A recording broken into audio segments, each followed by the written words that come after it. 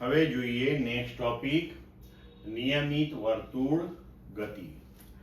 તો જ્યારે કોઈ પદાર્થ વર્તુળાકાર ગતિ માર્ગ ઉપર અચળ ઝડપથી ગતિ કરતો હોય ત્યારે તેવી ગતિને નિયમિત વર્તુળ ગતિ કહે છે. હવે ધારો કે અહીંયા આગળ કોઈ પદાર્થ r ત્રિજ્યાના વર્તુળ માર્ગ પર v જેટલી અચળ ઝડપથી ગતિ કરી રહ્યો છે, તો તેને આપણે નિયમિત વર્તુળ ગતિ કહીશું. હવે અહીંયા આગળ ઝડપ અચળ છે, પણ વેગની દિશા જે છે એ સતત બદલાય છે. દરેક બિંદુ પાસે વેગની દિશા એ તે બિંદુએ દોરેલા સ્પર્શકની દિશામાં હશે. તો વેગની દિશા સતત બદલાય છે, તો આ પરિસ્થિતિમાં પ્રવેગ ઉત્પન્ન થશે. તો હવે આપણે એ પ્રવેગ અહીંયા આગળ શોધીશું. તો હવે અહીંયા આગળ જુઓ, ધારો કે કોઈક ટી સમયે કણ એ પી બિંદુએ છે અને ત્યારબાદ કોઈ ટી ડેશ સમયે એ પી ડેશ સ્થાન પર પહોંચે છે અને કેન્દ્ર પાસે ડેલ્ટા થીટા જેટલો ખૂણો આંતરે છે. તો આપણે પી બિંદુએ જો સ્પર્શક દોરીએ તો તેનો વેગ જે છે એ ધારો કે v લઈએ અને પી ડેશ પાસે સ્પર્શકની દિશામાં તેનો વેગ v ડેશ લઈએ. તો આ વેગ v અને v ડેશ એ પણ એકબીજા સાથે ડેલ્ટા થીટા જેટલો ખૂણો આંતરે, જે આપણે અહીંયા આગળ બાજુમાં આકૃતિમાં દર્શાવ્યું છે.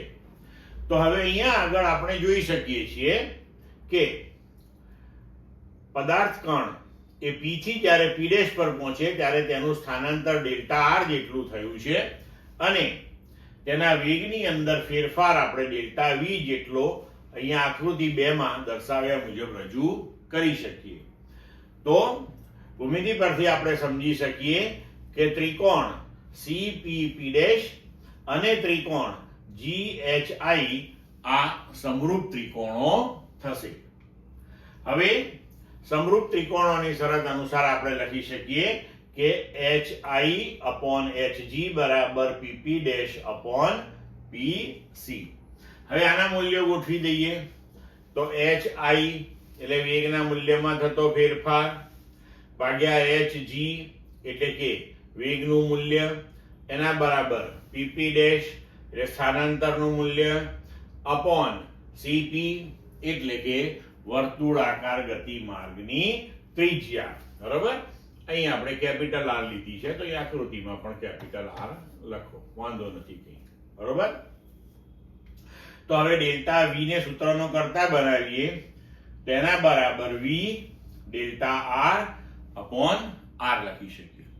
આપણે પ્રવેગ શોધવો છે, તો વ્યાખ્યા અનુસાર આપણે લખી શકીએ કે તાત્ક્ષણિક પ્રવેગ a બરાબર limit delta t tends to 0 delta v by delta t. હવે આપણે ડેલ્ટા v નું આ જે મૂલ્ય છે એ અહીંયા ગોઠવી દઈએ. બરોબર, તો પ્રવેગ a બરાબર limit delta t tends to 0 1 upon delta t અને ડેલ્ટા v ના સ્થાને આપણે મૂક્યું v delta r by r. બરોબર, હવે v અને r અચળ છે, એને આપણે અહીંયા બહાર લઈ લઈએ લિમિટની. તો પ્રવેગ a બરાબર v બાય r અને કૌંસમાં limit delta t tends to 0 delta r by delta t. તો આપણે આગળ ઉપર ભણી ગયા કે limit delta t tends to 0 delta r by delta t એટલે કે dr બાય dt, અને dr બાય dt એટલે આપણો તાત્ક્ષણિક વેગ, એટલે એ પાછો થશે v જ.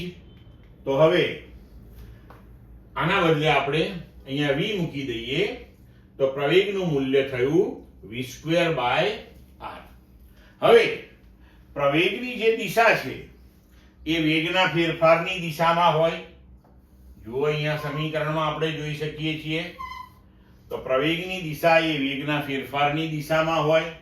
અને અહીંયા તમે જોઈ શકો છો આ આકૃતિ 2 માં કે વેગના ફેરફારની દિશા h થી i, એટલે કે જો આપણે આ બિંદુએથી આ ડેલ્ટા v સદિશને બતાવીએ તો એ આ દિશામાં આવશે. એટલે કે પ્રવેગની દિશા એ કેન્દ્ર તરફ આવશે. એટલે આપણે આને કેન્દ્રગામી પ્રવેગ, જેને સેન્ટ્રીપિટલ એક્સેલરેશન આપણે ઇંગ્લિશમાં કહીએ છીએ, એટલે એને આપણે એ સાથે સફિક્સમાં સી મૂકીને દર્શાવીએ છીએ. એટલે કે નિયમિત વર્તુળમય ગતિ કરતા પદાર્થ માટે હંમેશા કેન્દ્રગામી પ્રવેગ એ v²/r જેટલો હોય છે, કે જે મૂલ્યની દ્રષ્ટિએ અચળ છે.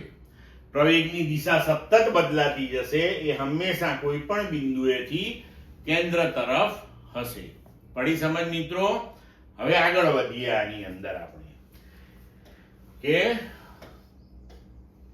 આપણે આકૃતિમાં જોયું કે પદાર્થ ડેલ્ટા ટી જેટલા સમયગાળાની અંદર પી સ્થાનથી પી' સ્થાન પર પહોંચે છે, ત્યારે કેન્દ્ર પાસે ડેલ્ટા થીટા જેટલો ખૂણો આંતરે છે. તો આ ડેલ્ટા થીટા જે છે એને એનું કોણીય અંતર અથવા તો કોણીય સ્થાનાંતર કહેવામાં આવે છે. હવે જો આપણે કોણીય અંતર ભાગ્યા સમયગાળો લઈએ, જેમ આપણે અંતર ભાગ્યા સમય લઈએ તો વેગ મળે, તેમ કોણીય અંતર ભાગ્યા સમયગાળો લઈએ તો આપણને કોણીય વેગ મળે. બરોબર છે? તો કોણીય ઝડપને આપણે કોણીય અંતરના ફેરફારના સમય દર રૂપે વ્યાખ્યાયિત કરી શકીએ. અને ભવિષ્યમાં આપણે આગળ ઉપર ભણીશું કે જ્યારે કોણીય ઝડપને દિશા સાથે દર્શાવીશું એટલે એને કોણીય વેગ કહીશું. તો કોણીય વેગના મૂલ્યને આપણે કોણીય ઝડપ કહીએ છીએ અહીંયા. બરોબર? તો અહીં આપણે લખી શકીએ કે કોણીય ઝડપ ઓમેગા બરાબર ડેલ્ટા થીટા ભાગ્યા ડેલ્ટા ટી, અને તેનો એકમ થશે રેડિયન પર સેકન્ડ. બરોબર? હવે આપણે આગળ ઉપર આકૃતિમાં જોયું કે ડેલ્ટા ટી સમયમાં કણ પી થી પી' એ ચાપ આંતરે છે. બરોબર? એનું અંતર જે છે, એને કાપેલું અંતર, એને ધારો કે આપણે ડેલ્ટા એસ કહીએ, તો ઝડપ બરાબર અંતર ભાગ્યા સમય એટલે કે delta S by delta T આપણે લખી શકીએ. પણ ડેલ્ટા એસ એટલે કે ચાપ બરાબર ત્રિજ્યા ગુણ્યા ખૂણો, આવું આપણે ભણી ગયા છીએ.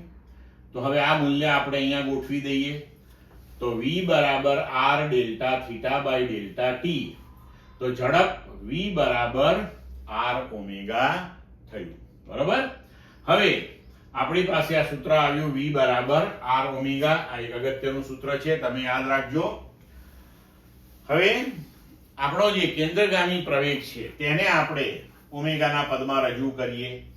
તો કેન્દ્રગામી પ્રવેગ AC બરાબર v²/r, v નું મૂલ્ય r ઓમેગા એટલે કે ω² r²/r, એક r કેન્સલ, એટલે કેન્દ્રગામી પ્રવેગનું સૂત્ર થયું AC બરાબર ω²r. બરોબર છે? હવે આપણે આવર્તકાળ t જોઈએ. તો કે આવર્તકાળ એટલે શું? તો પહેલા એની વ્યાખ્યા આપીએ. તો જ્યારે કોઈ પદાર્થ વર્તુળાકાર માર્ગ ઉપર ગતિ કરતો હોય ત્યારે એક પરિભ્રમણ પૂર્ણ કરવા માટે તેને જે સમય લાગે છે તેને આપણે આવર્તકાળ કહીએ છીએ.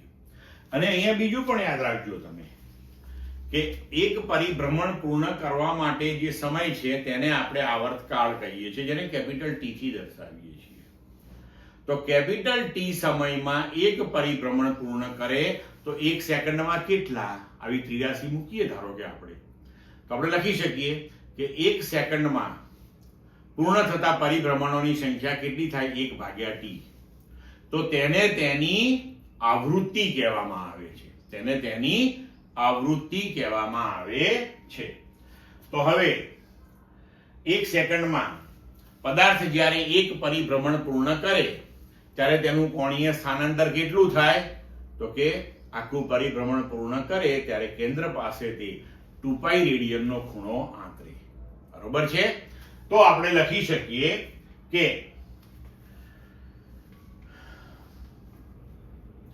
વેગ v બરાબર, જો કોણીય સ્થાનાંતર એનું 2π હોય તો એને કાપેલું અંતર 2πr એટલે કે પરિઘ જેટલું થઈ જશે. તો એનો વેગ થઈ જશે 2πr ભાગ્યા સમયગાળો t. પણ 1 ભાગ્યા t મેં તમને કહ્યું એને કહે છે પદાર્થની આવૃત્તિ. અને એને આપણે હવે અહીંયા તમે ધ્યાન રાખજો, આ સિમ્બોલ આપણે જે યુઝ કર્યો છે v જેવો, એ એકચ્યુઅલી ન્યુ બોલાય છે, બરોબર? તો વેગ v બરાબર 2πr બાય t બરાબર 2πr ન્યુ. પણ ઘણી વખત આપણે ન્યુ ના બદલે આવૃત્તિ માટે સંજ્ઞા f પણ વાપરતા હોઈએ છીએ, એટલે ન્યુ ની જગ્યાએ તમે આવી રીતે f પણ વાપરવો હોય તો વાપરી શકો છો. એટલે અહીંયા આગળ આના બદલે તમે આમ f પણ વાપરી શકો છો, પણ અહીં પાઠ્યપુસ્તકમાં આપણે ન્યુ લીધું છે એટલે ન્યુ વાપર્યું છે. હવે જુઓ, ઓમેગા બરાબર થઈ જશે આપણા માટે 2π ન્યુ, બરોબર? તો આપણો કેન્દ્રગામી પ્રવેગ થઈ જશે હવે આનો વર્ગ ઓમેગા સ્ક્વેર ઇન્ટુ r, તો કે 4π square nu square into r, બરોબર છે?